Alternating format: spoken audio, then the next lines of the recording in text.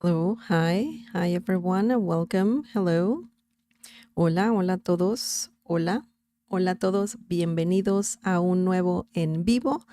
Hi, welcome to a new live stream. How's it going? I hope everything is great. Today we are going to learn a lot of things about the verb tocar, tocar in Spanish. It means to touch. That's one of its meanings. And today we will learn 5 different uses of this verb. And before we get started, don't forget to subscribe and also click on the bell icon so you can get notified every time I live stream. I want to give a big shout out to our Cafecito members, Robert Gumberlock, Nick Ross, James Mullin, Robert Green, Michael Lee, Gregory Ramirez, Ralph Marquez, Brianna L., Ruby Brockenberry, Christopher Michael, William Lopez, and David Beaver. Thank you guys. El cafecito está delicioso. Muchas gracias por el apoyo. If you like what I do, you can also get a membership on this channel. There's different perks when getting one. I only have one membership, the Cafecito membership, and also it's very cheap. So it's less than $3 a month. So essentially, you're buying me a cup of coffee. There's perks when getting the membership. So if you want to know more about it, please click on the join button down below to read everything about this membership. Thank you again, Cafecito members. Thank you again. Okay, so let's get started. Let's talk about the verb tocar. The verb tocar is a common Spanish verb, and it has, as I said before, it has quite a few meanings. It's not that difficult, but you gotta know the meanings for sure. You gotta know the meanings. Okay. So the title is Tocar 5 uses. Five uses. Remember that I'm live streaming, so if you want to interact with me, if you have any questions about what we're learning, please use the live chat for that. You can also practice your Spanish. You can say hola as well. And you can ask any questions about what we're learning. Excellent. So let's get started. The first use of the verb tocar, we're going to learn the basics of this verb. Tocar. Let's go again. Tocar. Tocar means to touch. So literally you're touching something, you're touching something. And that's one of the main meanings of this verb. It's pretty much one of the basic meanings of this verb, tocar. Yo toco, tú tocas, él toca, nosotros tocamos, and so on. It can also work with reflexive pronouns. Me toco, te toco, nos tocamos, and so on. So it can work with reflexive pronouns as well. Remember, or let me tell you that this verb is a regular verb. So it follows the grammatical rules when conjugating this verb. So you don't have to worry about a peculiar conjugation or irregularities. So don't worry about that. Tocar. Just let me double check that.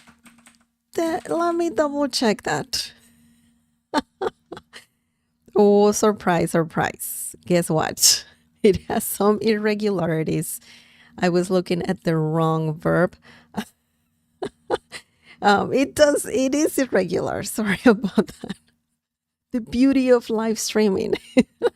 So tocar is irregular. So you have to worry about its irregularities. Tocar, the verb tocar is irregular. And it has some irregularities. For example, if you use a subjunctive Mood in present tense, that's irregular. Also, if you use the imperative, mood, affirmative and negative, yeah, there are some irregularities for sure, but it's not all over the place.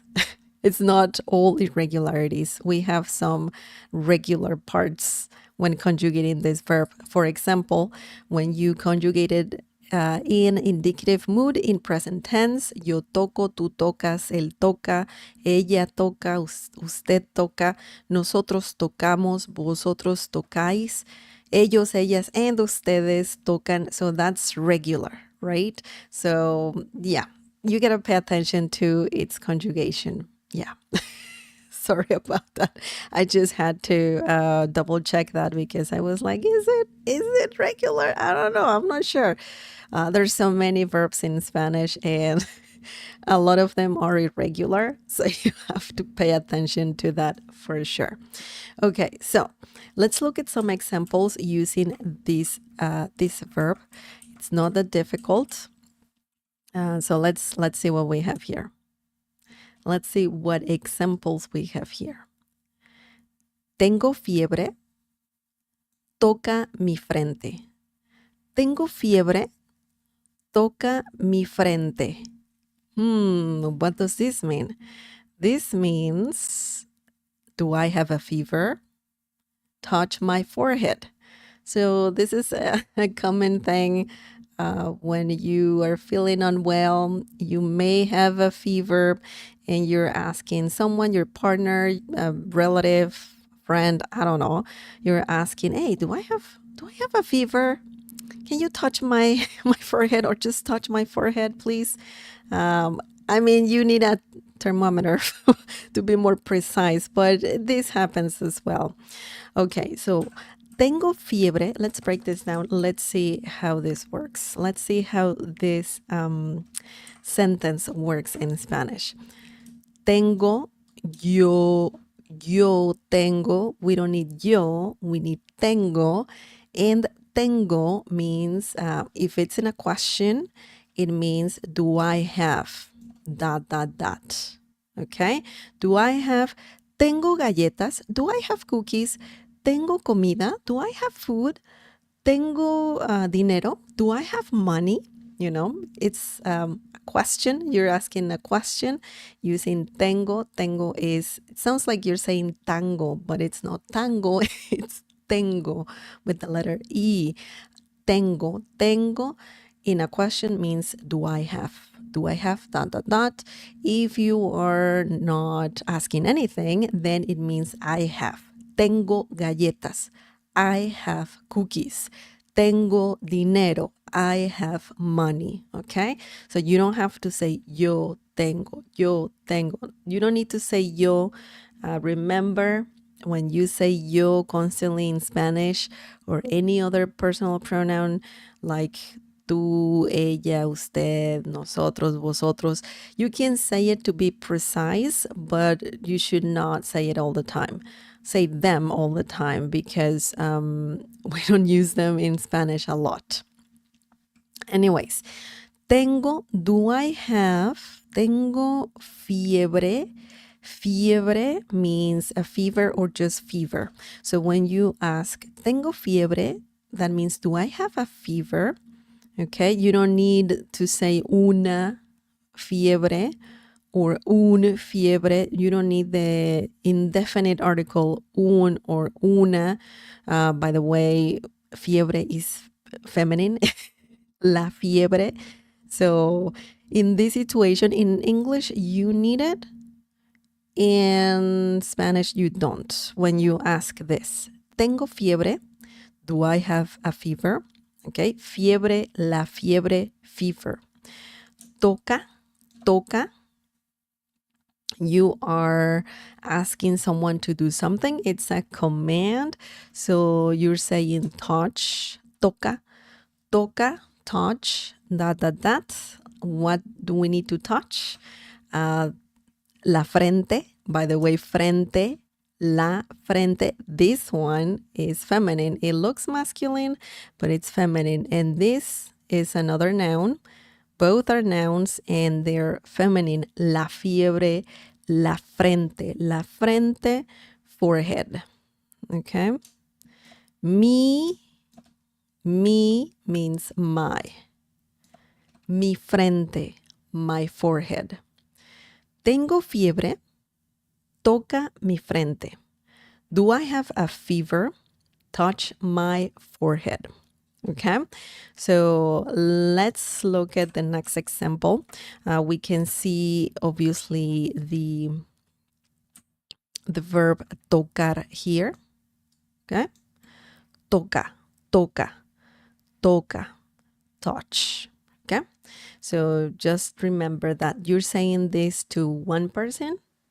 Toca mi frente. Touch my forehead. Okay, so let's look at another example. And if you have any questions, please just feel free to share them. I'll read them in a second after the second example to be more precise.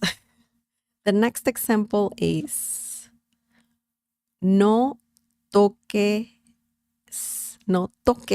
nada. You can make this polite or formal if you want, but this is informal.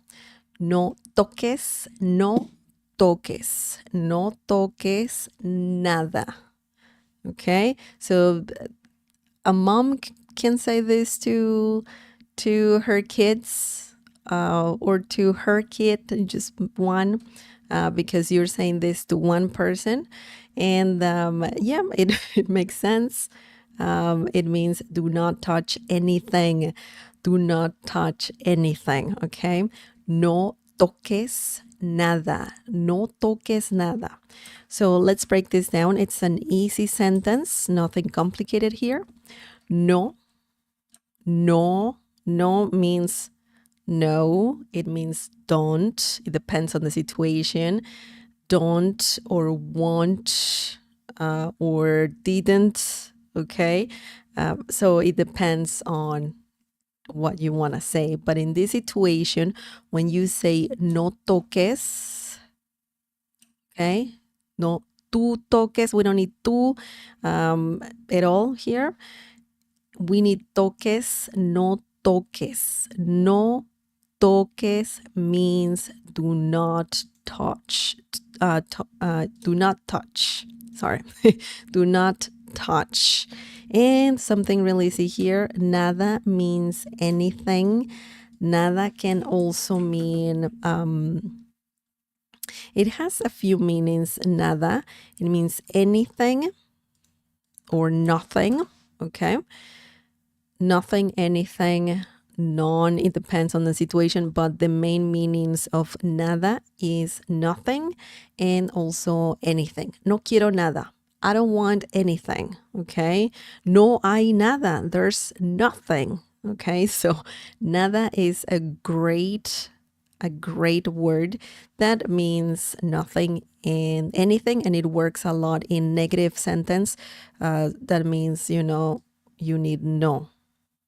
No tengo nada. I have nothing. No toques nada. Don't touch anything. Okay, so it works with no, the word no.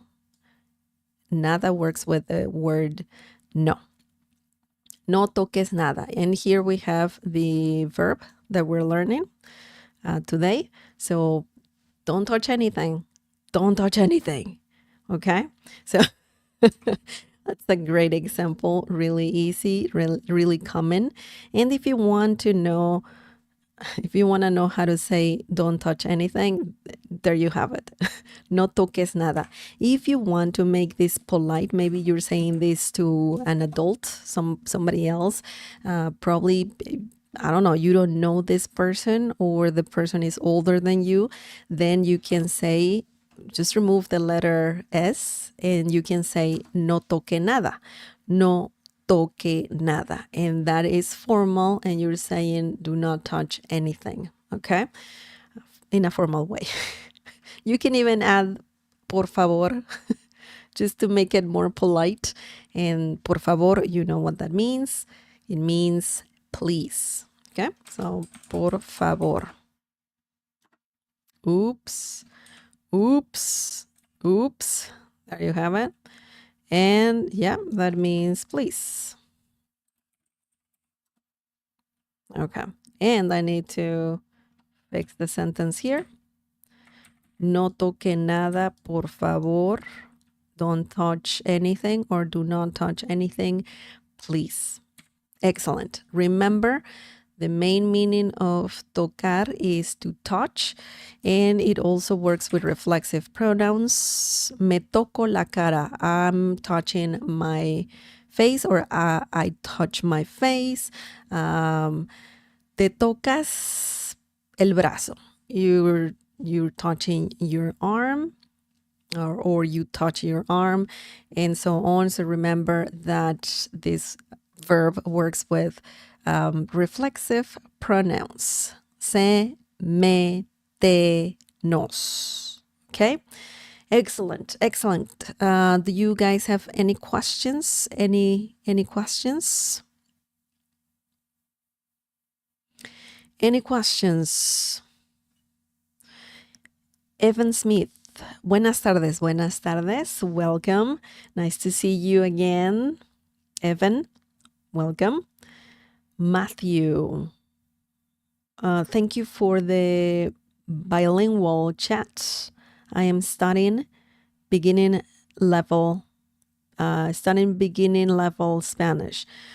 That's awesome. That's awesome. Welcome, Matthew. Welcome.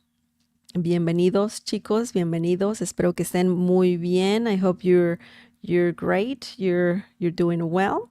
And thank you for being here. Thank you for tuning in. Okay, excellent. Let's talk about the second use.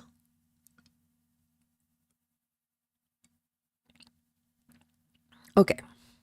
The second use of the verb tocar, we might have a phrase too.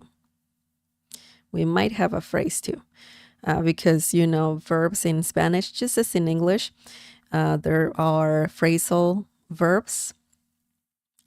It's similar in Spanish. So verbs can work with other prepositions and other words, and the meaning changes completely. So that's why it's good to talk about a verb and how it works in different situations, and pretty much their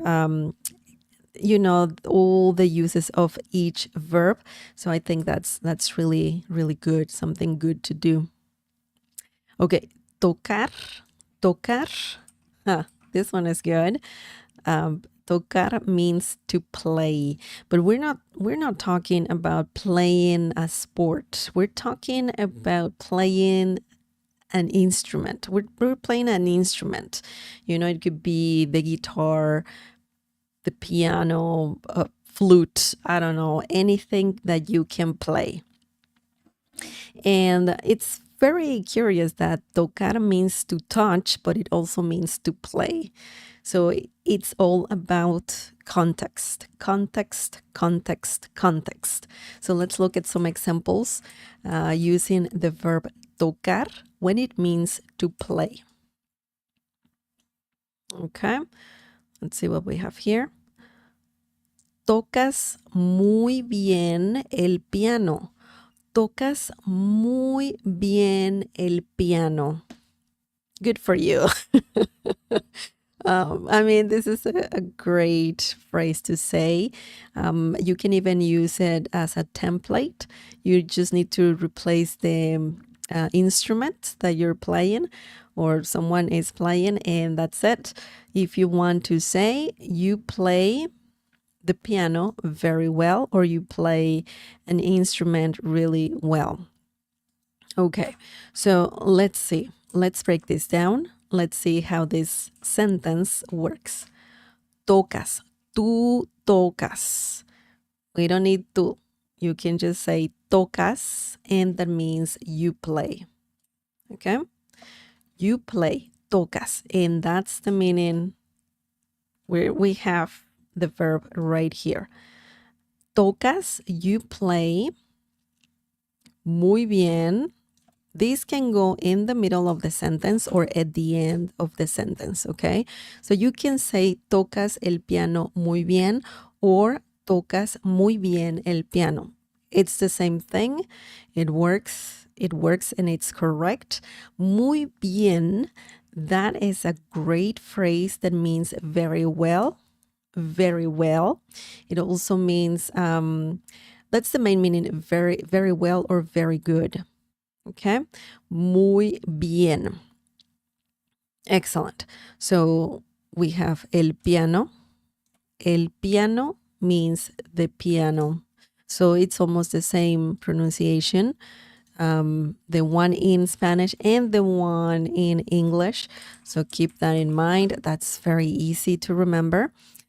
I love it because it's pretty much the same word in English and in Spanish. Tocas muy bien el piano. You play the piano very well. You can change this to something else. For example, we're talking about the guitar, right? Tocas muy bien la guitarra. Okay, the guitar. La guitarra. La guitarra. Okay. Or tocas muy bien la flauta. Any kind of flute, really. This is just, we're referring to any kind of flute. You play the flute very well, okay? So you just have to change the instrument here, and there you have it. You can just say to someone, hey, you play this instrument really well. Tocas muy bien anything. La flauta, la guitarra, el piano. Okay. Excellent. We had el piano. Piano. Piano. I have twice. Oh my God. I have twice the. Sorry about that. The piano. You play the piano very well. Excellent. Excellent. Now let's look at the next example. This is a very easy meaning of the verb tocar. Let's look. Let's see what we have here. Me gustaría tocar la guitarra. Me gustaría tocar la guitarra. This means I would like to play the guitar. You know, you're just expressing that you would like to learn how to play certain instrument. And that's pretty cool. That's pretty cool. That's a good hobby, actually. So, me gustaría, this phrase here is very useful if you want to say, I would like to do something, you know, or to, it could be anything, to eat something, to play something, to do anything that you want to do. So, I would like to, and then you add the verb tocar, play, la guitarra. La guitarra means the guitar. Okay, so we have tocar over here and tocar over here as well. It's conjugated. When you use the phrase me gustaría, if you want to add a verb right after, you have to leave it in the infinitive form. So that means you don't conjugate it, just insert the verb right there. And it works. It works. It's correct and it works. Me gustaría tocar la guitarra. I would like to play the guitar. Me gustaría comer galletas. I don't know why I'm saying galletas so often. Maybe I want some cookies. I don't know. Me gustaría comer galletas. I would like to eat cookies. Me gustaría viajar más. I would like to travel more. Me gustaría dormir 8 horas. I would like to sleep 8 hours. So, me gustaría is a great phrase that you need to add to your vocabulary for sure. So remember, tocar means to play an instrument. To play an instrument like piano, guitar,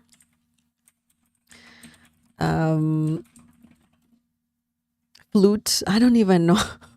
I think there's a saxophone as well. El saxofón, el clarinete, clarinet, of course. And yeah, any musical instrument. By the way, musical instrument in Spanish is instrumento musical. So that's a very literal translation of musical instrument. Instrumento musical. That means musical instrument. Two words, instrument. Okay, so there you have it. Tocar means to play. Excellent. Do you guys have any questions? Any questions at all? Rani, hola profesora, hola, ¿cómo estás, Rani? ¿Cómo estás? Espero que estés muy bien, que todo esté muy bien. Welcome. Excellent. So, no questions? Any questions? You can share examples as well.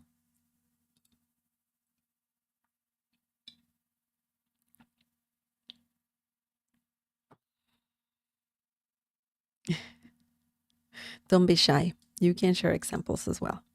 Okay, let's see. We have another use, of course. Let's learn another use number 3 of the verb tocar. So far, we've learned that tocar means to touch, okay? Literally. Also, it means to play a musical instrument. So that's something really interesting. It goes from touching to playing some music. So that's quite interesting. Okay. So the next thing we have here, the next meaning of the verb tocar. This one is a phrase. It's a common one. You can use this. This is a basic one, actually, just to refer to, when you hear some knocking. Someone's here. Who is it? Tocar la puerta. Tocar la puerta. This means to ring the bell, or more literal, to knock at the door. Okay, someone is knocking at the door. Even if someone is ringing the bell, some people refer to that as, tocar la puerta. Okay, or if you want another option here, tocar el timbre. El timbre means the bell, the doorbell. Tocar el timbre, to ring the bell, literally. Or also, tocar la puerta. La puerta means the door. So the literal translation is to touch the door. But I mean, we're not technically, people touch the door when they do that, but it's more like a knocking, right? It's not like you're touching the door, you're knocking at the door. So that this phrase here is useful if you want to say that alguien toca la puerta, somebody's knocking at the door. If you want to say that in Spanish, this is the phrase you need. Okay, so let's look at some examples using this useful phrase. Okay. Oops. Alguien está tocando la puerta. Alguien está tocando la puerta. ¿Puedes ver quién es? ¿Puedes ver quién es? This means someone is knocking at the door. Can you see who it is? Okay, so common things to say for sure. Common things to say if you are expecting someone, or maybe you were not. and someone is knocking at the door, you can ask someone, ¿puedes ver quién es? Can you see who it is? Okay, so let's break this down. Let's see how this works.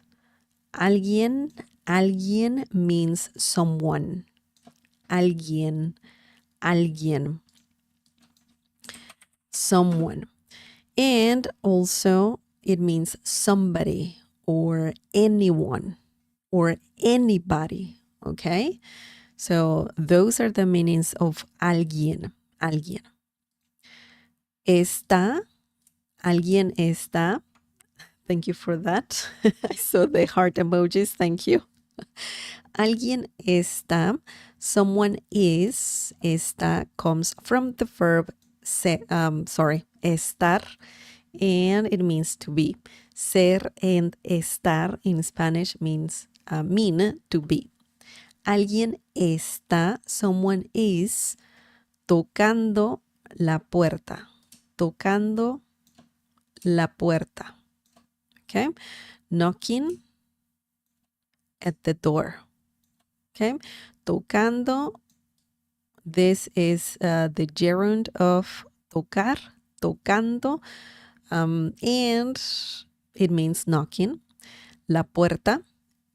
I mean, it means the door, but in English, it makes more sense if you say at the door, okay? Puedes, oops, puedes, puedes. If you have puedes in a question, that means can you, okay? Can you? And you can use that in many situations. ¿Puedes ayudarme? Can you help me? ¿Puedes comprar pan? Can you buy bread? ¿Puedes venir a la cena? Can you come to the dinner? Okay, so it depends what you want to say, but it's very useful to know this little word here. Puedes, tú puedes. We don't need tú.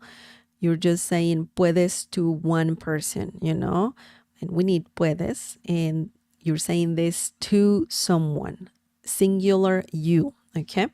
Puedes, can you? Ver, we have the verb in the infinitive way, infinitive form, so you don't conjugate it. And ver means to see, okay? ¿Quién means who. Es. ¿Quién es? Means who is it or who it is in this situation. Okay? ¿Quién es? Even if you go to the door just to see who it is, you can just ask without opening the door. You can ask, ¿Quién es? ¿Quién es? And that means who is it? Okay, so who are you? Who are you there out on the other side of the door? So that's a common thing to say when someone knocks at the door. You can say ¿Quién es? Who is it? Okay, in this situation, puedes ver quién es. That means can you see who it is, or who is it? Who is it? Okay, so this is great. This is great. A very common situation over here. Now let's look at the next example. Let's see what we have. Están tocando la puerta. Están tocando la puerta. This is a question. Sí, yo voy. Okay, another common situation. You're maybe doing something, you're busy, and you heard something, and you're just asking, ¿están tocando la puerta? And that means, is somebody knocking at the door? Is somebody knocking at the door? I heard something. Oí algo, right? So the question, ¿están tocando la puerta? Is somebody knocking at the door? Sí, yo voy. Maybe you're with someone, you're asking this to someone, right? You're asking someone, hey, is somebody knocking at the door? And that person might say, yes, I'll check who it is. Okay, so when you say si yo voy, when in that particular situation, when someone is knocking at the door, that means that you will go check who it is. Okay, si yo voy, yes, I'll go check. Okay, so that's what you're saying over here. Let's break this down a little bit. Están. Why are we saying están and not está?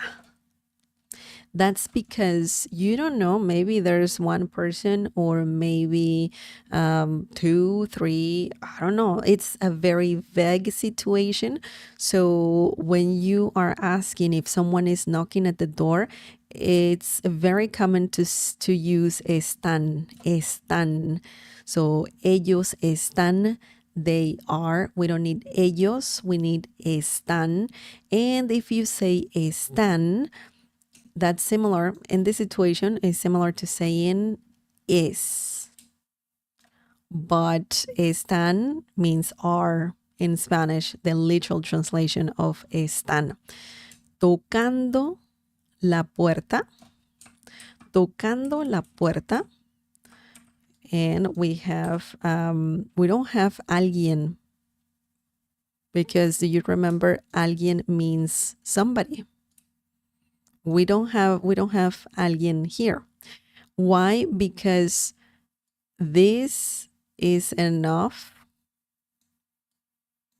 It's pretty obvious that you're talking about somebody, someone, some people who you don't know, but this gives it away.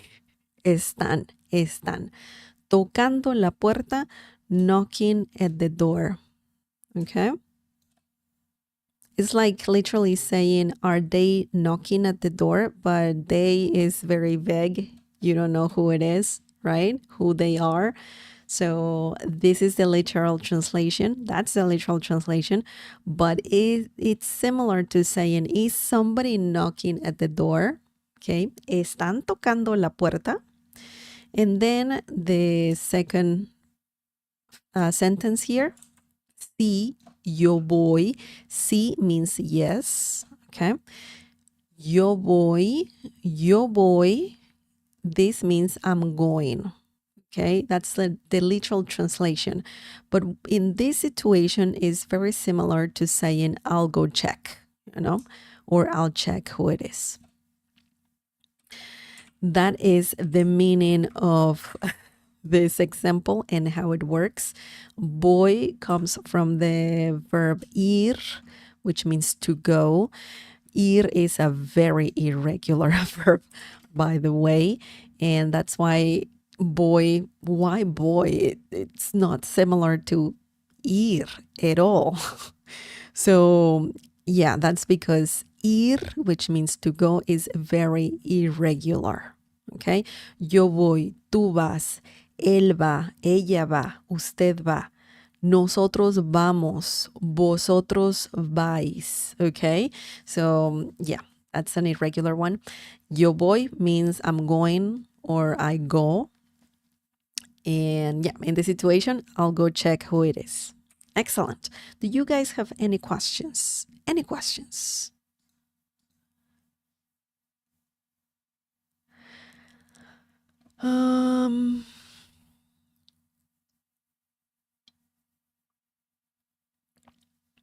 Okay. I cannot pronounce that username. LMZ. Sorry, I cannot pronounce your username. I want to know this. I want to know this Spanish from Spain. Is that a question? Or you're saying you would like to learn Spanish from Spain? If you do want to learn Spanish from Spain, I mean, you can, of course. But on this channel, I teach Spanish that will be understood pretty much everywhere in all Latin American countries, including, well, also in Spain. So it's a very, understood how to say it. It's a very neutral. Very. I'm teaching the most common things that um, are used everywhere in the Spanish world. So if you want to learn specifically Spanish from Spain, then I don't know. I don't know. You can give this channel a try and then learn other words that are used in Spain and even the accent from Spain. And yeah, it can help for sure. But yeah, that's the thing with different Spanish accents and words from different Spanish speaking countries. We all understand each other. Like there's just a few words that are different. So, I mean, there isn't like a big difference other than the accent and some words for sure. But Spanish is, yeah, like all Latin American countries and also Spain, we all understand each other for sure. Clement, can you use tocar la puerta figuratively? Well, it depends on what you want to say. Figuratively, I don't know, like you mean maybe from a song, so from some poem or some I don't know, something that I don't know if you would like to share an example because it can be used in poetry for sure. Um, it doesn't have to be literal all the time, but it depends. If you can share some examples, that'd be great. Okay, so let's learn the next meaning of the verb tocar. You can ask questions, guys, on the live chat. I'll get to them for sure. If you see me explaining, just after finishing explaining, I look at the live chat. Sorry. Blah, blah, blah. So yeah, just ask away. I'll get to that for sure. Okay. The next meaning, a common thing to say in Spanish is toco madera. Toco madera. This is more like a saying, and it's a good one. It's a good one. It's very similar to the English saying knock on wood. Okay, toco madera. Toco madera, knock on wood. So in English, I believe this expression, this saying is used if you want something, for example, if something bad, if you're mentioning something bad, a bad situation, you don't want it to happen to you. So you knock on wood, right? Or for good luck as well. In Spanish, is mostly used when you don't want something to happen. For example, an accident, something like your car breaking down or losing your job, something bad. You just don't want, you want to prevent that from happening to you. And you do that by knocking on wood. So yeah, it's very similar to in that aspect, when you say toco madera. Some people might use it for good luck, but I've used it for, if you don't want something to happen, something bad. You don't want something bad happening to you, so you better knock on wood. So toco madera. Toco madera. That literally means touching. I touch wood. But remember, tocar can also mean knocking at the door, tocar la puerta. So in this situation is similar. Toco madera, knock on wood. Okay, and you will have to just say that toco madera. Yo toco madera. You don't need yo, of course. Toco madera. You just need to say that. Just that. Okay. So let's look at some examples using this. By the way, madera means wood. La madera, the wood. Okay. So, si llega a pasar un accidente, toco madera, es importante tener seguro. Okay? So we're talking about an accident. Accidente, el accidente, the accident. Un accidente, an accident. Okay? So this whole thing means if an accident happens, knock on wood, it is important to have insurance. Insurance, huh? Accidents happen. Knock on wood, though. Knock on wood, toco madera. Okay. Si llega, si without the accent mark means if. The accent mark on the letter I. Si with the accent mark means yes. Si. And si without it, it means if. Same pronunciation, same intonation. So don't worry about that. It's just when you type it or write it down, that's the difference only. Si llega, llega comes from the verb llegar, which means to arrive, to get to a place, to arrive, to come, okay? To get there or here, get somewhere, to be here. And llegar has quite a few meanings. When you say, this is another interesting phrase over here. Si llega a pasar. Si llega a pasar. This whole phrase, llegar a pasar, okay? That means when something happens, you know? Si llega a pasar. In this situation, we're talking about an accident. So, an accidente, accident. So, llegar a pasar is very similar to the verb to happen. When something happens, okay, specifically. For example, an accident.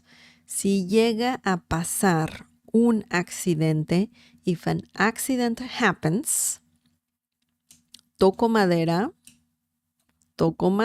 knock on wood, and you have to knock on wood. Of course, you need to find some wood and knock on the wood for sure.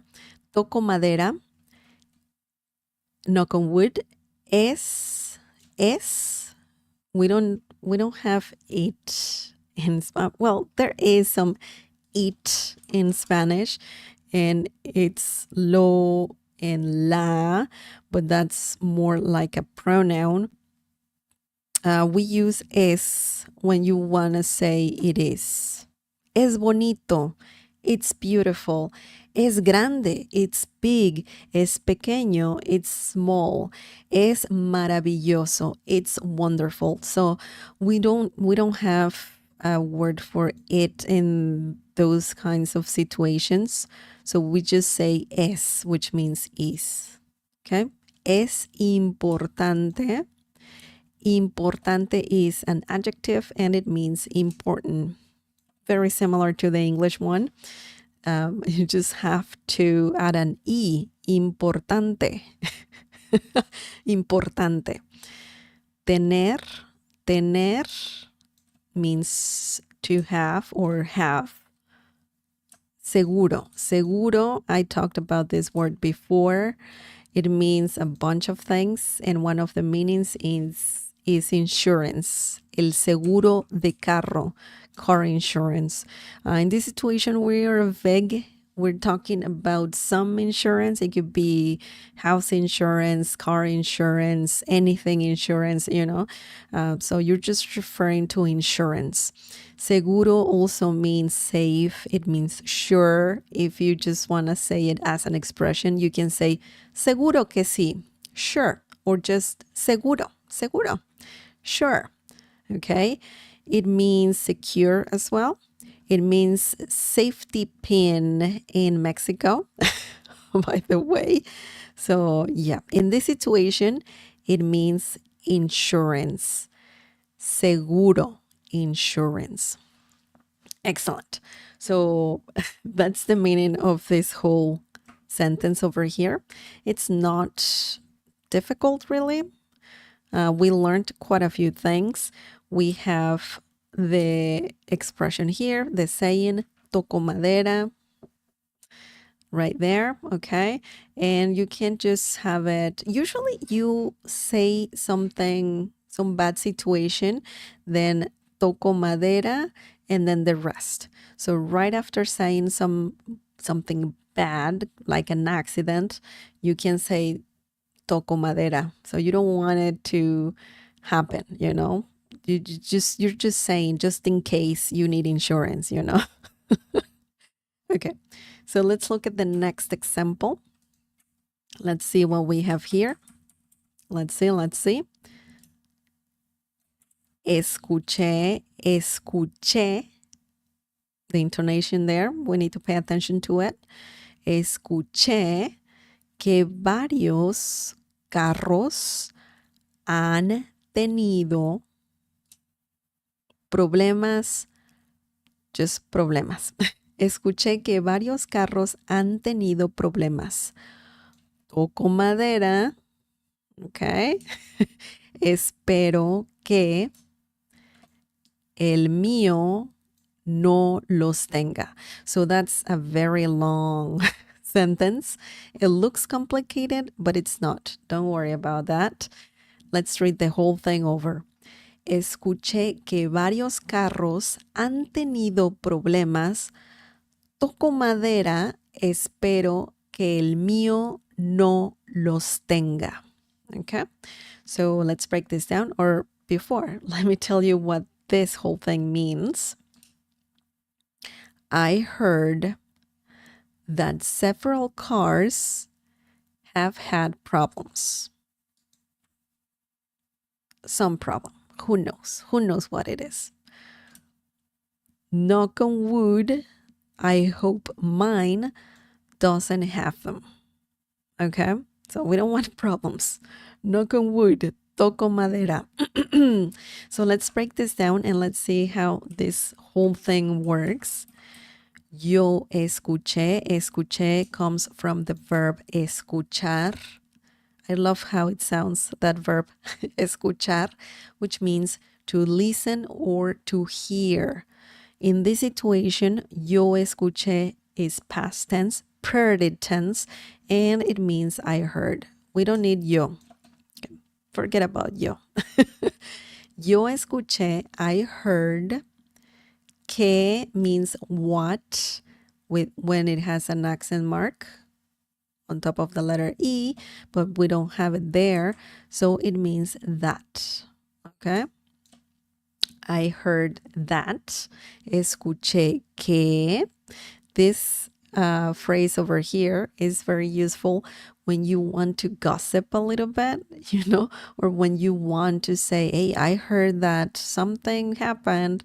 So escuché que, that. You can add more to that little sentence, and it's a great one for sure. Escuché que varios.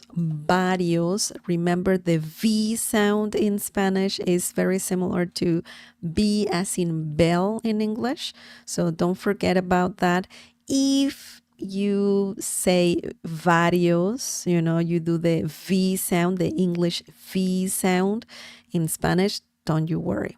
Don't worry about it, because it's still, you will be understood. So don't worry about that. But if you want to nail the pronunciation, then the sound is very similar to B as in bell, bell, bell. Varios means several, several. Carros means cars. It can also be coches. That also means cars. Autos. That means cars. Okay, so there are different ways to say cars in Spanish. Carros is one of them. Han tenido, this whole thing, han tenido, have had. Okay, han tenido. This is a common thing to do in Spanish, and it means have had. Han tenido, have had. Problemas, problemas. This is a masculine noun. Don't say las problemas. It looks feminine, but it's actually masculine. Los problemas. Okay? Problems, problems, problems, problems. Problemas, problemas, problemas. Toco madera. Toco madera. Knock on wood. Wow, you can barely say that. There you have it. Okay. Toco madera. Knock on wood. Espero. Espero is a great word that means I hope. Yo espero. We don't need yo. Espero. Espero. And then you add what you're hoping. Okay.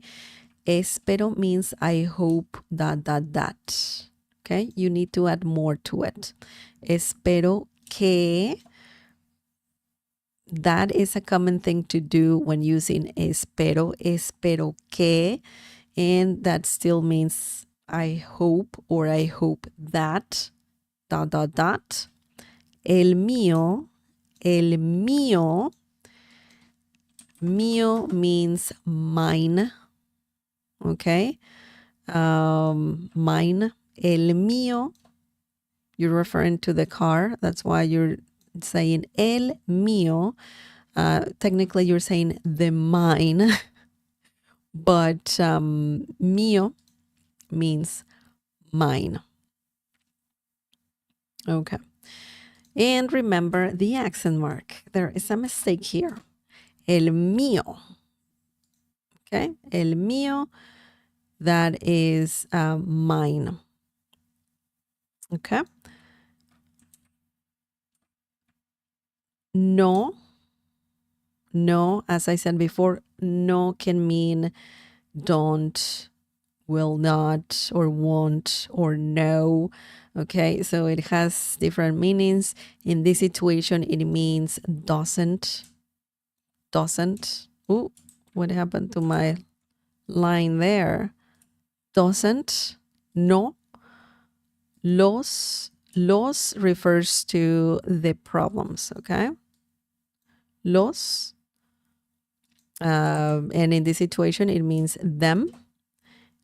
Tenga, have. Okay, tenga comes from the verb tener, which means to have. So los means them in this situation. It's also a an article, and it means the, masculine, definite article, plural, in masculine, the, los carros, the cars. But if you're talking, about them, the problems, then los can also be similar to them. It can be a pronoun and it means them, okay? Tenga, you know what that means. Los tenga. Remember, the pronoun goes before the verb. It's not tenga los, just like in English. It's the other way around, okay? Los tenga. Them have. Pretty much that's the literal order there in translation. Okay, so very interesting. Toco madera. Remember, It's very similar to the saying knock on wood to prevent something bad from happening. You don't want it to happen. That's what we're doing here. Excellent. Do you have any questions?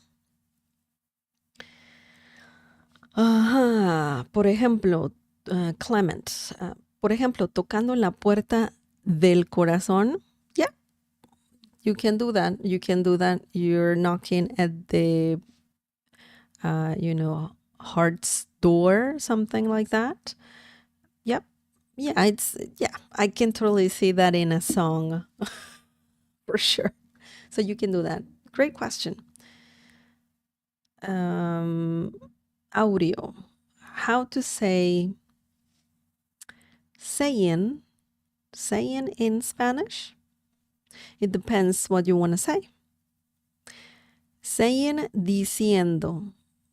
Diciendo, but you mean more like the saying, for example, knock on wood. So saying is dicho, dicho.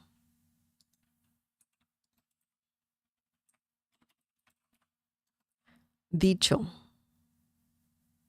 That means saying. Como dice el dicho. Like the saying goes. Okay? El dicho, or also el refrán. El dicho, okay? Or el refrán. Okay, so it's the same thing, two different names.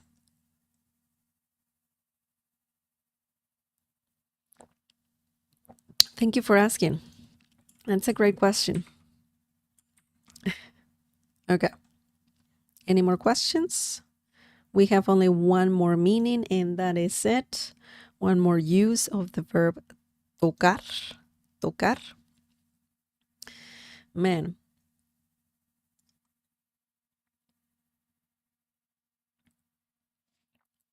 I got thirsty. I really got thirsty. Tengo mucha sed. I'm thirsty. I'm very thirsty. Anyways. Okay. Let's learn the last use of the verb this. I was going to say decir. Sorry. Tocar. Tocar. Oh, this is advanced. This is a little advanced. It's not that complicated, but it's not a basic phrase. It's not a basic phrase. Va a tocar. Va a tocar. This means it's going to have to, or similar to saying,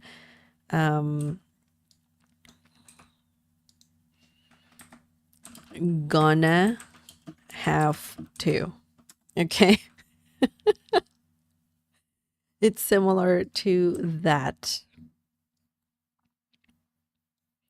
Va a tocar. Va a tocar. Va a tocar. Okay, so we have tocar over here, and we have it in a phrase.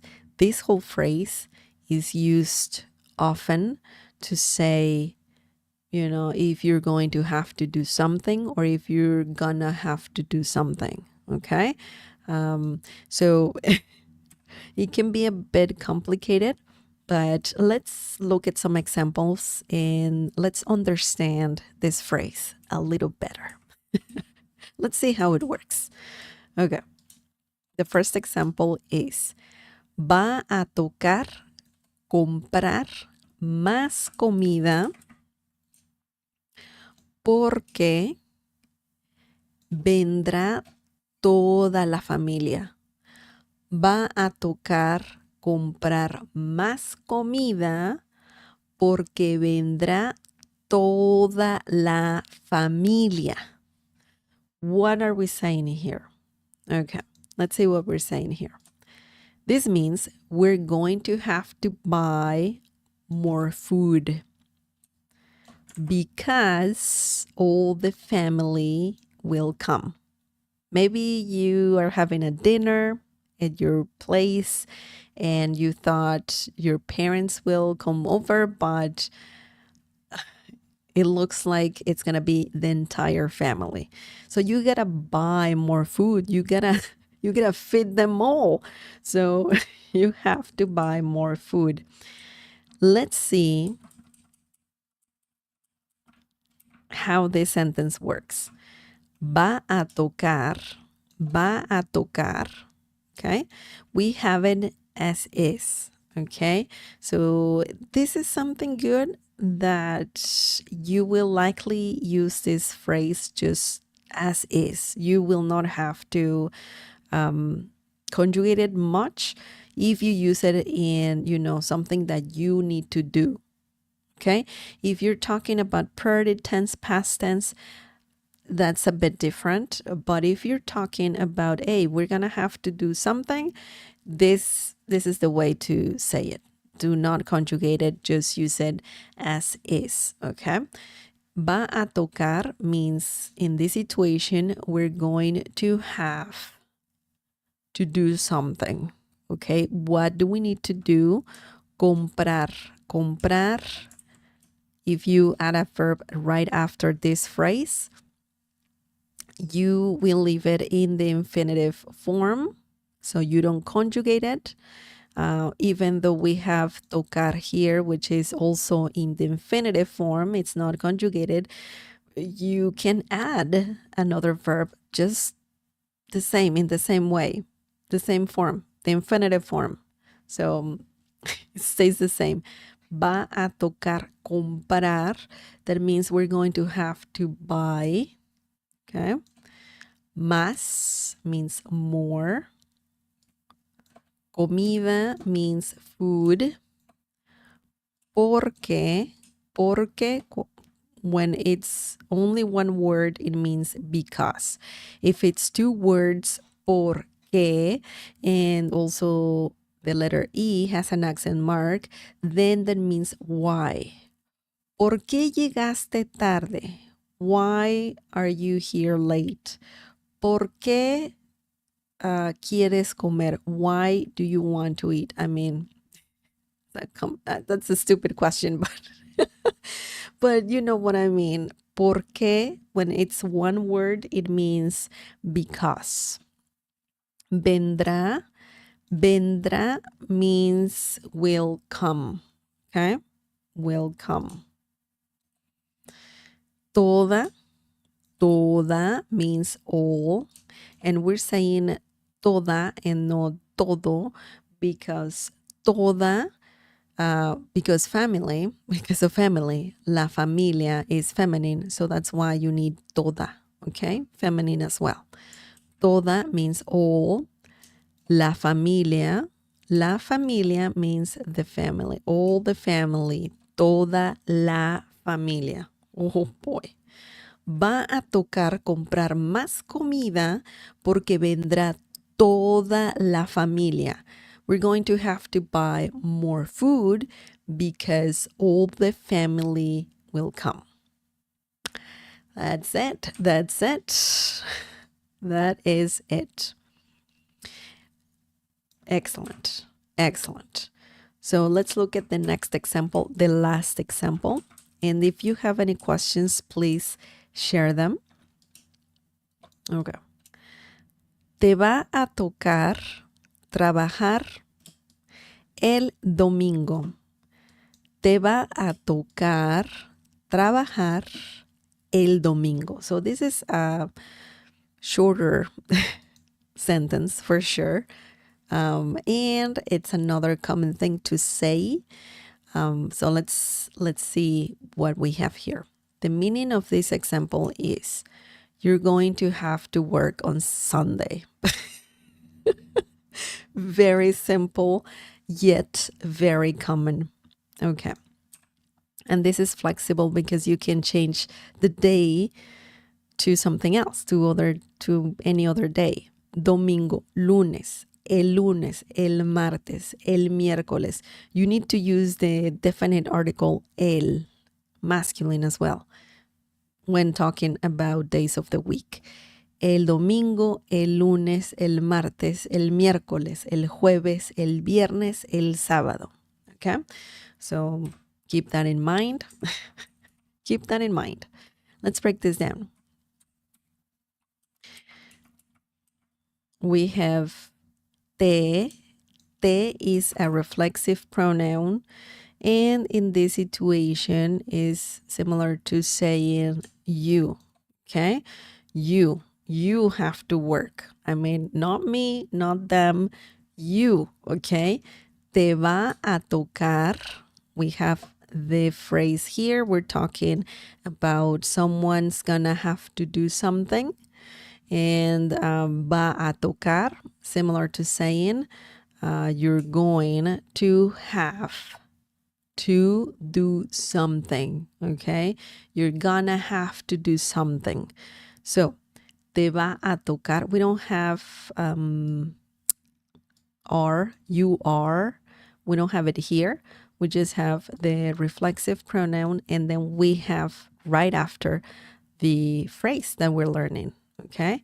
So essentially you're saying you're gonna have to do something. Te va a tocar, you're going to have to trabajar. Trabajar, we added another verb right after, and that means to work. Trabajar, yo trabajo, I work. Tú trabajas, you work, and so on.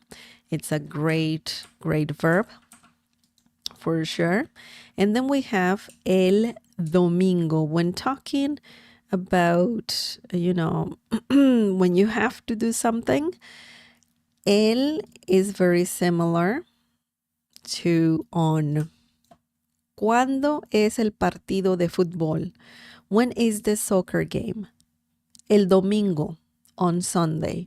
So el means the, and also when talking about events, it's similar to saying on, okay? El, on, domingo, Sunday. We do not need to capitalize the first letter of the day of the week. We don't do that in Spanish. In English, you do. In Spanish, we don't. El domingo, on Sunday. Okay?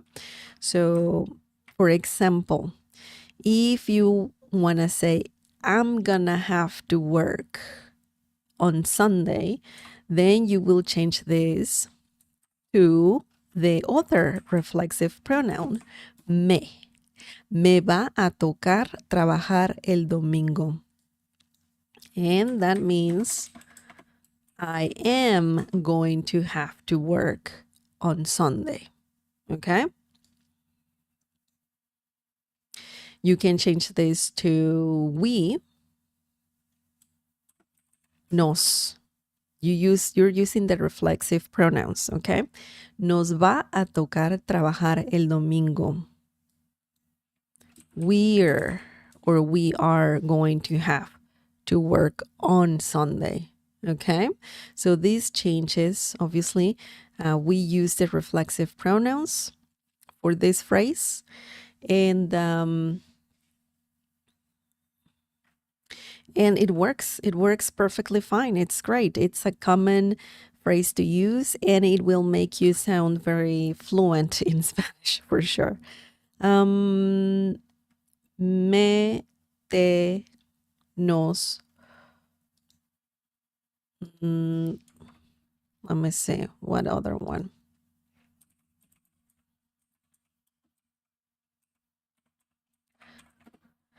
Let me see.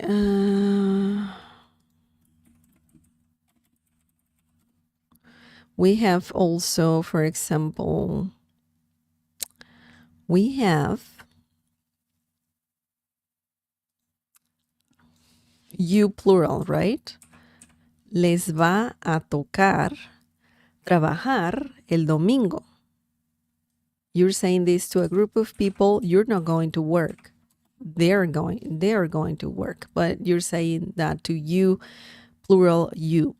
Les va a tocar trabajar el domingo. You're going to have to work on Sunday. Okay? Excellent. If you want to say about, he, she, or you formal, then singular as well, then you can say le va a tocar trabajar el domingo. And that means he, she, or you formal. She is, he is, or you are. Just gonna put it like that. You're going to have to work on Sunday. Okay. So that's when you say this to, or you're talking about he, she, you, singular and formal. Excellent. That's how it works. That's how it works. And do you have any questions, guys? Any questions? Any questions? Remember, va a tocar means you're going to have to do something, or they, or somebody. Somebody is going to have to do something, or someone's going to have to do something. Excellent. Any questions? Any questions? I see some question, I believe. What is the difference? What's the difference between él and le? Well, well, let me tell you. Él is without the accent mark. Él is a definite article, masculine, singular, and it means the. El auto, the car. El dinero, the money. Le is a pronoun. It's a reflexive pronoun, and it means him, her, you formal, it in some situations, him in some situations, and but the main meaning him and her. Okay, you formal as well. So one is an article, the other one is a pronoun. That's the difference.